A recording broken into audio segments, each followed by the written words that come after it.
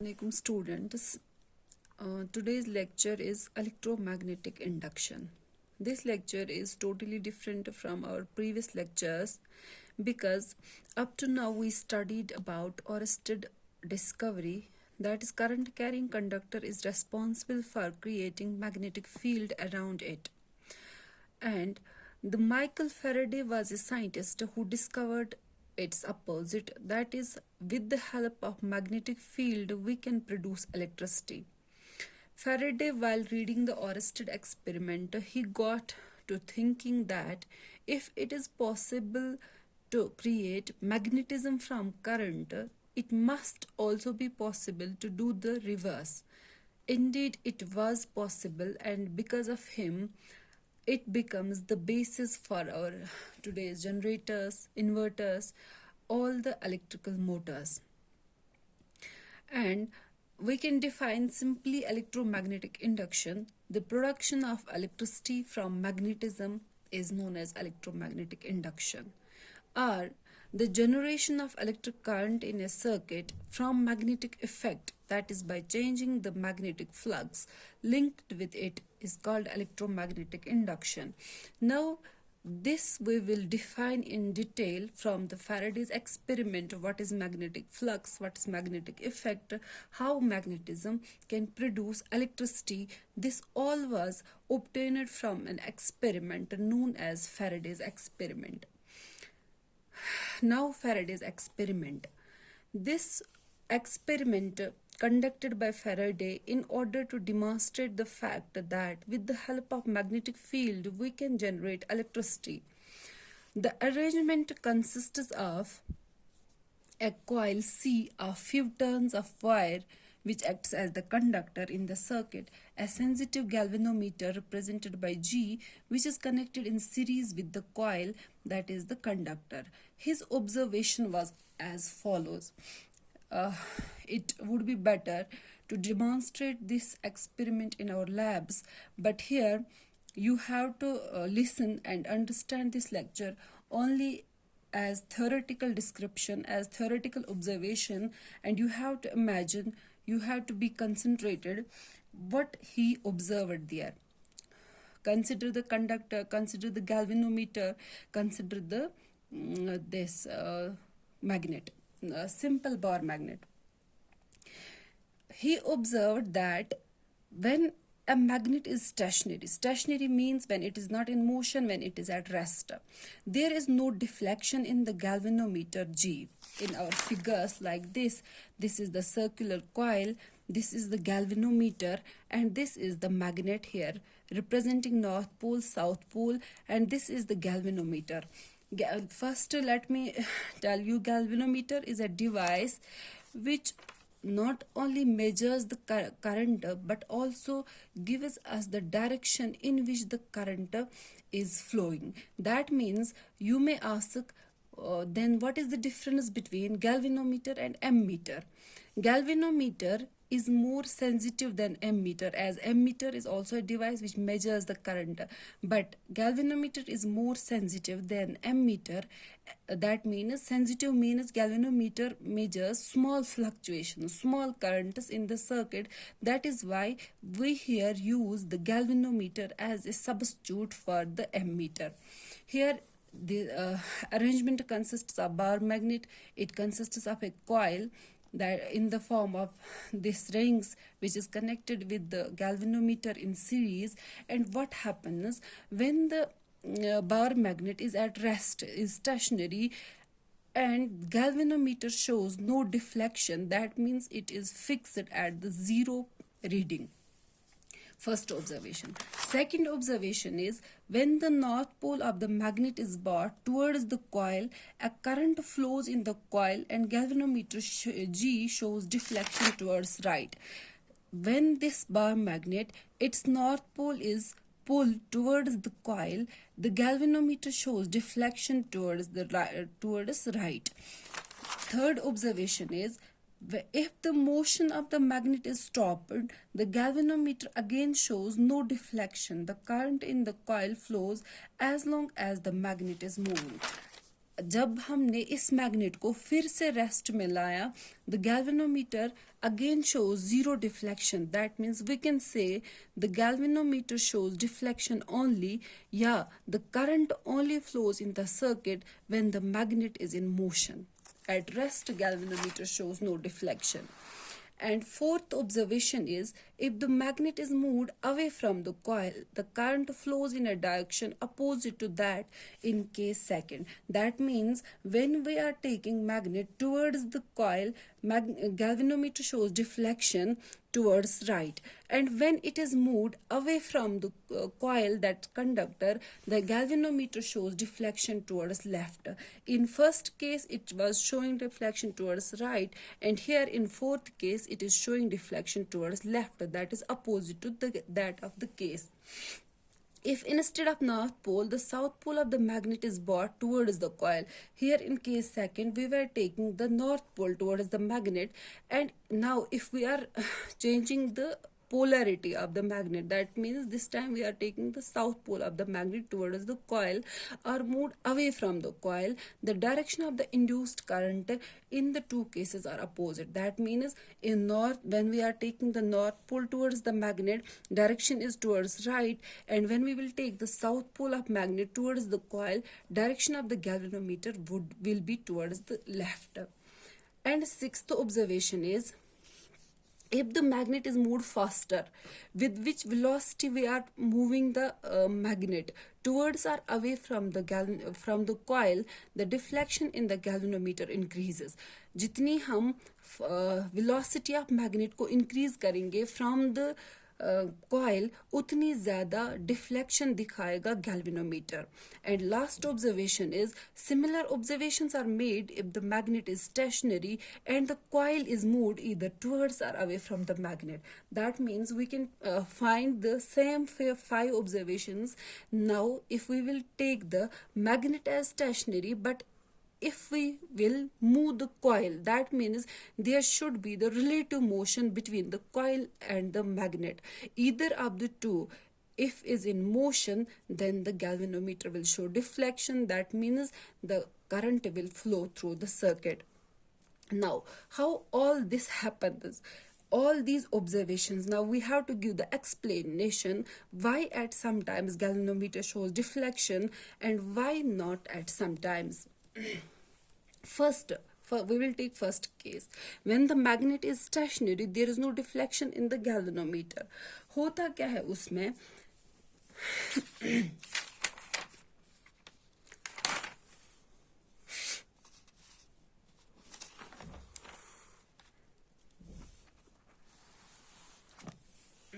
When the magnet is at rest, no deflection in galvanometer, because we know around any bar magnet, around any magnet, there are magnetic field lines like this, infinite number of magnetic field lines. And the number of magnetic field lines due to the magnet through the coil remains constant. Because magnet is at rest, coil is at rest, there is no force on the electrons which lie inside the coil, because electric current is because of the electrons which are inside the conductor. And when this magnet produces its magnetic field does not exert any force on the electrons which are inside the coil. That means galvanometer shows no deflection, there is no current inside the conductor. That means galvanometer shows zero deflection because the magnetic field lines, number of magnetic field lines remains constant in this case, or in other words we can say the field lines linked with the coil remain constant. That means G remains at fixed position or at the zero mark in this galvanometer. That is why in first case, when magnet is at rest, galvanometer shows no deflection or it is at zero mark. Now, what happens in these cases when we either take the magnet, the north pole of magnet towards the coil, or the south pole of magnet towards the coil? That means when the magnet is in motion, in this case, what happens? Why galvanometer shows deflection? If this is the second case, if this is the coil like this, and this is the galvanometer connected in series in this direction, and this is our magnet. This is the north pole, this is the south pole, and now we are taking the magnet towards the coil. That means like this, we have to take its north pole towards the magnet, and its magnetic field will exert force on the electrons which are inside the coil. And when these four electrons experience a force because of this magnetic field, current will start flowing in this circuit. That means galvanometer will show deflection towards the towards right, and this will be the direction of current. That is why galvanometer shows deflection towards the right, because the north pole, the magnetic field lines exert a force on the electrons which are inside the coil. And when moved away from the coil, when this magnet is moved away from the coil, similar explanation is there. That means the field lines will exert force on electrons and the current will start flowing. That means galvanometer will show deflection. That means we can say when the number of magnetic field lines inside the coil increases, that means by taking the magnet towards the coil, magnetic field lines will increase, or moved away from the coil, the field lines decrease. That is, with the movement of magnet, the field lines inside the coil either increases or decreases. That is, the total number of magnetic field lines is changing. It is having a particular name for this, that is the total number of magnetic field lines due to the magnet. Again listen, the total number of magnetic field lines inside the field lines due to the magnet passing through the coil is known as magnetic flux. Here magnetic flux is the total number of magnetic field lines passing through the conductor, passing through the coil, linked with that coil. That is the magnetic flux. That means magnetic flux is nothing, it is the total number of magnetic field lines linked with the coil. That is the magnetic flux. Or we can also say magnetic flux linked with coil is increasing or decreasing. That is why we say the change in magnetic flux results in the deflection of galvanometer G. In simple words, अगर आपसे कोई पूछे कि galvanometer deflection क्यों दिखाता है, you can say because of the change in magnetic flux, not only because of the presence of magnetic field lines, not only because of the presence of magnetic flux, but the change is necessary is the change in the position of either the magnet or the coil. Then there will be the change in magnetic flux. That means the change in magnetic flux results in the deflection of galvanometer, results in the generation of current. Deflection of galvanometer implies that current is passing in the circuit at that time, because we know galvanometer measures the current and also gives us the direction in which current flows. And we know now what is the difference between galvanometer and ammeter. Now we have next point, important point. We have studied whenever current has to pass in our previous unit, that is electricity. We have studied there the necessary condition for current to flow is there should be some potential difference. Here is the case also. That means whenever current has to flow through the circuit, there should be the presence of electric potential difference. That means one terminal should be at higher potential, another should be at lower potential. That means the potential difference should be there between the two ends of the circuit. And electric potential difference is also known as electromotive force or EMF. Electromotive force or EMF, here it is the induced electromotive force because current is induced by something. That means the necessary condition is there should be the electrical potential difference between the two ends of the circuit, and this induced electrical potential difference is also known as electromotive force or induced motive force.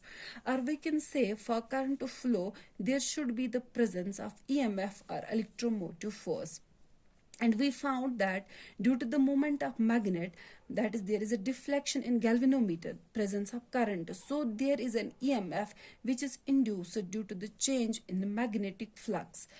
Or we can say change in magnetic flux results in production of induced EMF, and this phenomenon is electromagnetic induction. Or we can define electromagnetic induction as the generation of electric current in a circuit from magnetic effect, that is by changing the magnetic flux linked with the coil. It is called electromagnetic induction, because you now know there is when there is change in magnetic flux, there is the potential difference. That potential difference is also known as the induced EMF, electromotive force. That means we can say, we can define now electromagnetic induction.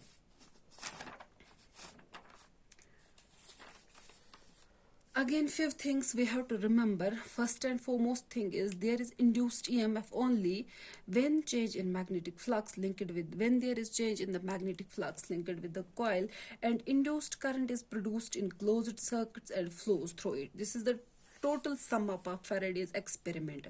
There is induced EMF, there is the current that flows through the circuit because of the induced EMF or because of the potential difference. If the magnet is moved, now the next Faraday's experiment, next point is, if the magnet is moved faster, either towards or away from the coil, the deflection in the galvanometer increases. क्या होता है इस time? That means जितना हम velocity को increase करेंगे उतना ज़्यादा क्या हो जाएगा, वेलोसिटी इंक्रीज करने का मतलब यहाँ पे है we are changing the rate of magnetic flux. जितना we can say rate of change in magnetic flux is more, that means induced EMF also increases. And if the rate of change of magnetic flux is less, induced EMF will also decrease. That means we can say induced EMF is directly proportional to rate of change of magnetic flux. जितना ज़्यादा change of magnetic flux होगा उतना ज़्यादा induced EMF होगा. That means the potential difference, उतनी ज़्यादा current flow होगी. That is the relation. Induced EMF is directly proportional to rate of change of magnetic flux. That means now it is clear. I think it is very simple. It's very clear to you people that what is the Faraday's experiment, and 3 points you have to remember. That is Faraday's explanation.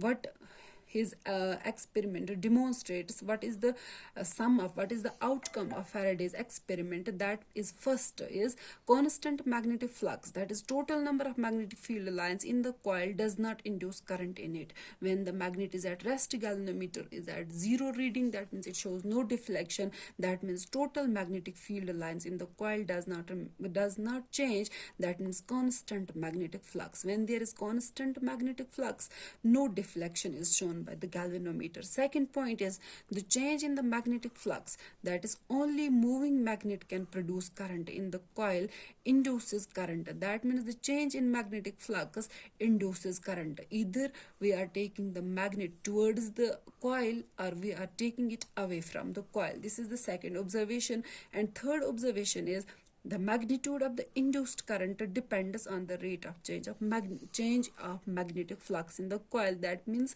if we increase the velocity of the magnet, that means उतनी ज़्यादा change in magnetic flux होगा, उतना ज़्यादा induced EMF होगा, उतनी ज़्यादा electric current pass हो जाएगी through the conductor. And the current which is produced in the coil by changing magnetic flux linked with that coil which we have used as the conductor, that current is known as induced current. Now if you have to define the induced current, you can define it like this: the current produced in the coil by changing magnetic flux linked with it, it is called induced current, and the corresponding potential difference, that is known as induced potential difference or induced electromotive force, force or EMF, and this whole phenomenon is known as electromagnetic induction. But here, if you remember, we say the electric potential difference in electricity, we have defined their potential difference.